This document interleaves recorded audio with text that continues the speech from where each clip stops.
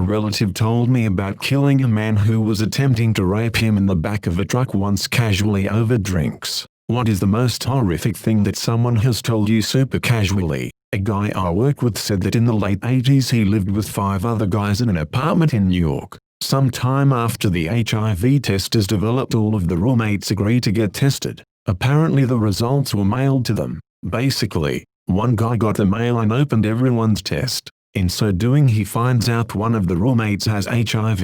He shows the test results to every roommate except the guy who is HIV positive. Then they destroy the test results. They all pack their stuff and abandon the apartment and the HIV positive guy. None of them ever spoke to the HIV positive roommate again. They never told him his test results. The guy I worked with laughed so hard telling me this story. It's fucked up.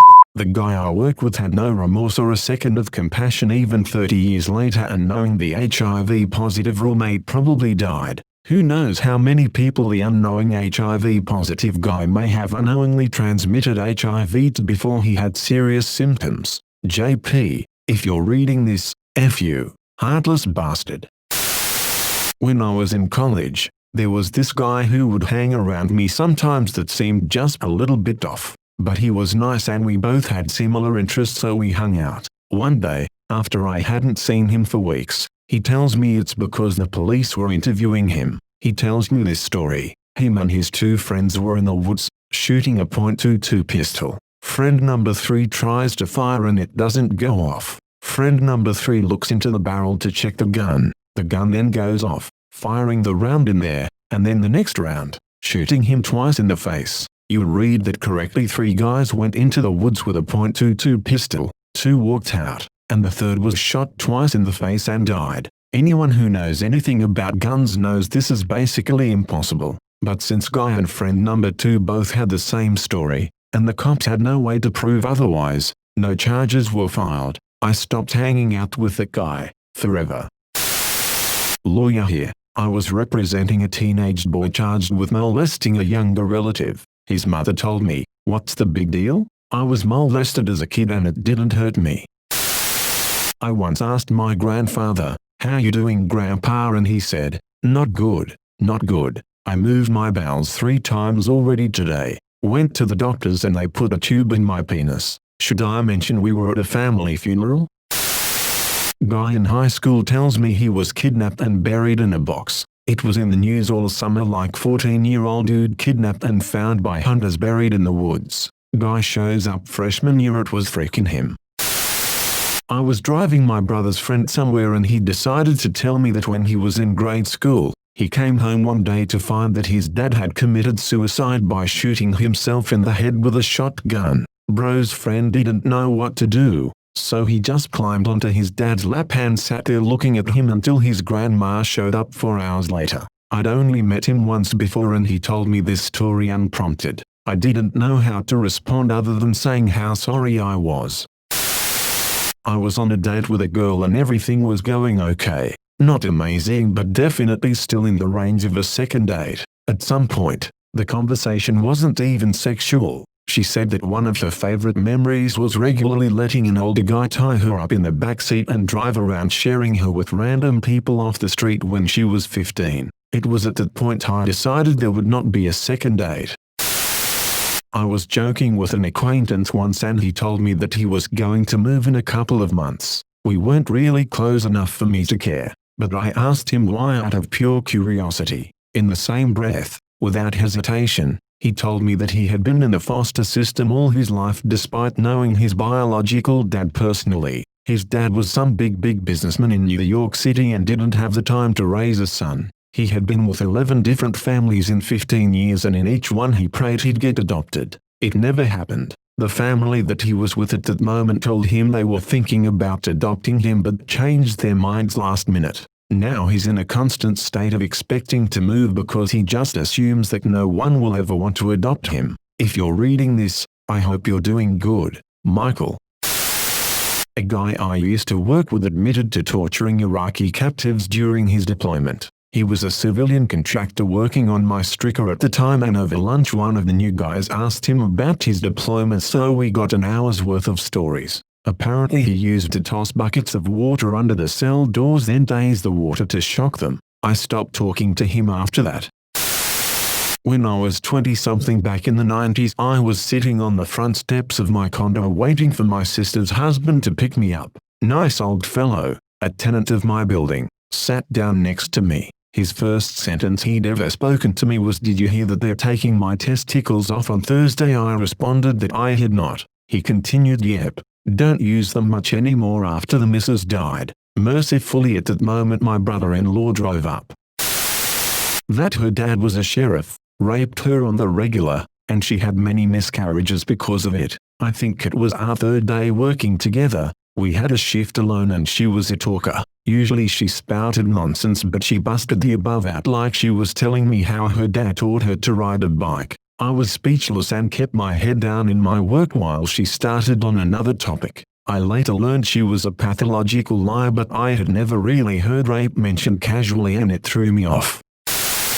I called my cousin and at the beginning of the convo I asked what she was doing. She said, "I just standing at the counter looking at my hand." I thought it was a little weird, but my cousin is a little weird, so I forgot about it. Anyway, half an hour later she goes, "The blood has now stained my shirt. I think I should hang up." And someone I was in a relationship with previously that was a horribly abusive narcissist, never physical with me, told me he once considered strangling an ex-girlfriend to death. He acted pretty aloof about it, then backtracked and said he never felt close enough with someone to tell them that, Dan acted like it was so hard to tell me that when it just flew out of his mouth like a pizza order. That's part of their manipulation, but it's something you never forget. I've been gone 5 months, and I have nightmares about getting strangled. It's pretty effed up. My brother, a war vet, showed me actual photos of real dead bodies with massive gory wounds strung up around poles and splattered all over the ground when I was 12 years old, pointed to them and said something like, "This is what happens when you try and pull stupid things on the military." It didn't really traumatize me surprisingly, and I don't resent him, but only as an adult do I realize how effed up that was.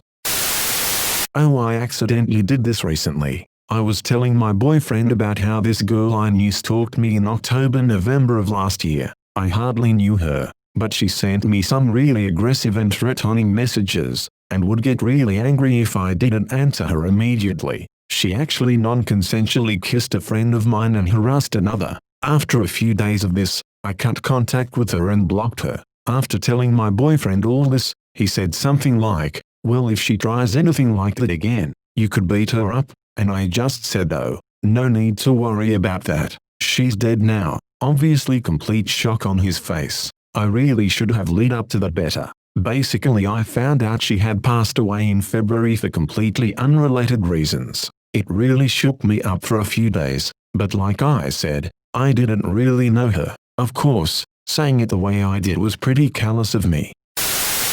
I usually work with kids in facilities. We had a boy come in, about 10 years old. They had him on a 72-hour hold because he threatened to kill a classmate at school. We got those often, and most times it was just a kid being a kid and ends up being caught and we are forced to treat it as real. No big deal. Well, it actually was a huge deal. He would keep fidgeting in his chair and on the ground. I'd always say, "Tom, try to keep still, okay?" Or, "Tom, if you are getting restless you can walk around the table if that helps." At lunch I was asking him how he was doing and he said, "It's weird to sleep all by myself. Some families bed share with siblings, so this wasn't way out of line." I said, "Oh, do you sleep in bed with your sister?" And then he dropped this on me. "No, Daddy likes to sleep in my bed, but I don't like it because it always hurts my bottom." Now I'm like, frick in my head. They tell you to not express emotion if the kid isn't, so as coolly as I could I said, "Oh, why is that?" And he told me all about how Daddy playing a poking tickle game, but he can't show me what it is because he's not allowed to tell anyone. Guys, I wanted to cry. We ended up having to take him to the emergency room for an anal exam, which confirmed his dad had been anally raping him for so long that he couldn't remember a time it didn't happen. That's only one of many horrible stories I have from that job. And now I need a drink. Just remembering it makes me feel sick and shaky with anger. I hope his dad is slowly tortured for the rest of his life. A couple of years ago I was on one of those music festival cruises. I was sitting down waiting on my friends to finish their drinks and whatnot when this lady sits down next to me. Somehow we get to talking about dogs. I tell her about mine. She tells me that hers is a comfort dog. I didn't ask her to elaborate because it wasn't any of my business, but she tells me it's because she didn't leave her house for 5 years. Again, I didn't ask why. She went on to tell me, a perfect stranger who'd been talking to her for all of 5 minutes, that her ex-boyfriend was stalking her and broke into her house, so she had to shoot him and kill him. Thanks for watching.